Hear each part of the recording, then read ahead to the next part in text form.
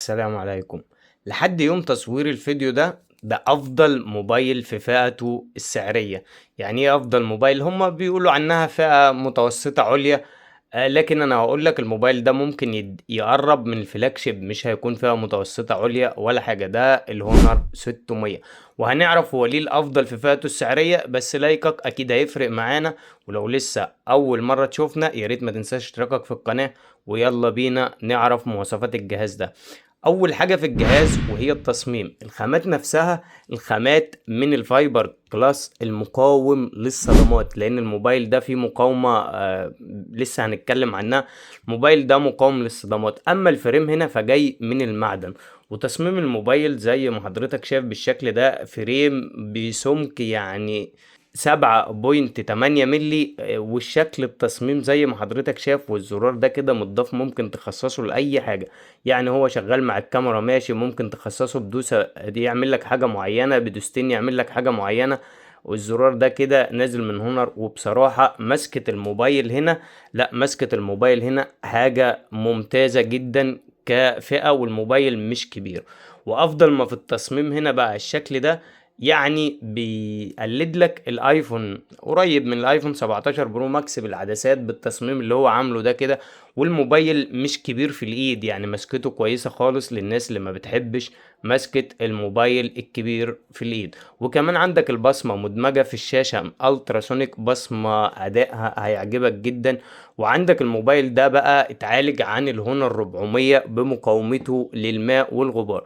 الموبايل ده معاه شهادة اي بي 68 واي بي 69 كي. والتصميم ده على فكرة هو في النهاية اذواق، لكن انا عاجبني تصميم الموبايل ده.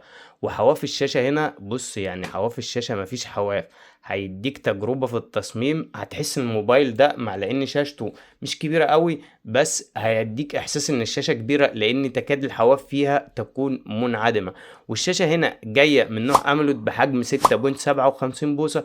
والدقة هنا بتوصل ل1.5 كي معاك. والشاشة هنا مسطحة، يعني الشاشة ما فيهاش كيرفات. وبالنسبة لنا الشاشة المسطحة دي في ناس بتفضلها كتير عن الشاشات الكيرف، يعني لان المسطحة دي اولا ما بتتعبكش في السكرينات، وفي ناس عامة ما بتحبش الشاشات الكيرف. وهنا الدقة زي ما انا قلت لك 1.5 كي بدون مبالغة. الشاشة دي هتديك تجربة ممتازة بسبب الحواف دي، لو انت من الاشخاص اللي بتحبوا مشاهدة المحتوى على الموبايل ده. وشاشة الموبايل ده من جهة الألوان ودقتها ممتازة. وكمان في تحكم من الإعدادات داخلي كمان من جوه. تقدر تتحكم في دقة الألوان وتختار الألوان وحسب ارتياحك أنت أو راحة عينك أنت، أو بتحب تشوف الألوان بالطريقة لين. ودي الإعدادات دي بتكون موجودة في الشاشات الفلاج شيب فقط، ما بتكونش موجودة في الفئة الاقتصادية دي. يعني إن أنت تظبط الألوان بدرجة زي ما تحب، ما بتكونش موجودة في الفئات السعرية دي. وكمان عندك ممكن في اعداد جوه الموبايل بتعمله اوتوماتيك، بيظبط لك دقة الشاشة، بينزل من 1.5 كي لو انت مش محتاجها لفول اتش دي بلس. ودي هتوفر معاك في استخدام الطاقة او استهلاك الموبايل نفسه كبطارية، بيوفر معاك. والسطوع الفعلي هو كرقم 8000 نتس، لكن الفعلي من 1800 ل 1900 نتس. وكمان عندك الشاشة دي خلاصتها من افضل الشاشات في الفئة دي. وكمان محافظة على العين، مستوى التعتيم هنا او الفليكر 3840 هرتز. ودي حاجة كويسة جدا لو انت من الاشخاص اللي بتذاكر كتير على الموبايل او بتمسك الموبايل كتير وبتخاف على عينك من الشاشات. اما بقى المعالج والاداء، فالموبايل هنا جاي بمعالج من كوالكوم وهو سناب دراجون 7 جين 4 بمعمارية 4 نانومتر. وعلى فكرة هو نفس المعالج اللي موجود في الفيفو في 70. المعالج ده كفاءة سعرية هيديك تجربة ممتازة مع واجهة اونر بقى مع اندرويد 16. هيديك تجربة سلسة واستخدام سلس، مش هتحس معاه بأي مشكلة الموبايل ده بصراحة. لا واجهة اونر يعني مشهود ليها. واجهة اونر بالنسبة لي واجهة خفيفة. ويعني اونر احنا هنفتكر هواوي، يعني بسبب جوجل ما بقتش ظاهرة. لكن واجهة اونر عامة، لان انا كنت بحب واجهات هواوي، واجهات ثابتة وسريعة معاك. وفي الالعاب الموبايل ده المعالج اللي على الموبايل ده هيلعب معاك 90 فريم ثابت، مش 90 فريم وهيقل. 90 فريم ثابت لو انت من الجماعة اللي بيلعبوا بابجي على الموبايل ده. اما بقى نقطة قوية في الموبايل ده وهي بطارية الموبايل. بطارية الموبايل على السمك ده كده البطارية جاية 7000 ملي امبير، و7000 ملي امبير لو استخدامك متوسط يعني ما بتضغطش على الموبايل جامد، البطارية دي ممكن تجيبك يوم ونص. اما بقى لو بتضغط على الموبايل، انا متأكد ان انت مهما تضغط على الموبايل هتقضي معاك اليوم كامل. اما بقى الموبايل جاي معاه شاحن 80 واط، وكمان بيدعم للشحن العكسي بسرعة 27 واط، ودي سرعة كويسة لو انت هتتزنق وهتشحن منه موبايل تاني. والموبايل هنا موجود فيه ال NFC ومايك عزل الضوضاء وخاصية الاي ار، والصوت في الموبايل ستيريو. هو بصراحة من خلال التجربة في صوت اللي تحت اعلى من اللي فوق، لكن هو تجربته كصوت ممتازة.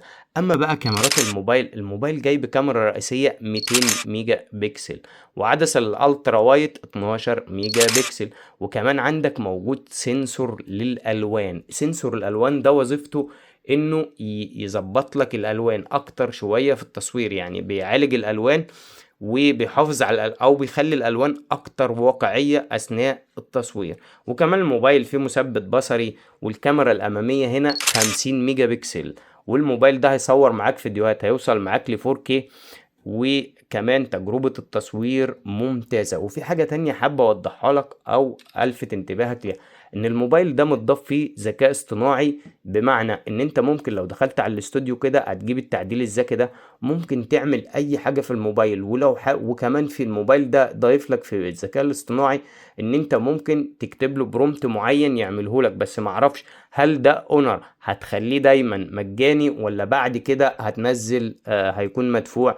لكن هنا بص يعني، وكمان في خاصية ان انت ممكن تحول الصورة دي لو حابب تعملها فيديو، ده كله من خلال الموبايل.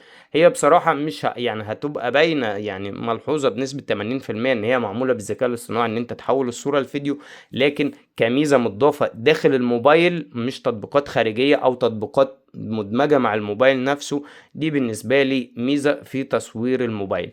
السعر بقى والخلاصة، يعني عشان اقول لك السعر واقول لك تجربة التصوير واقول لك امتى تشتري الموبايل ده وامتى ما تشتريش الموبايل ده، بس اكيد لو وصلت لحد هنا لايكك بيساعدنا في الانتشار.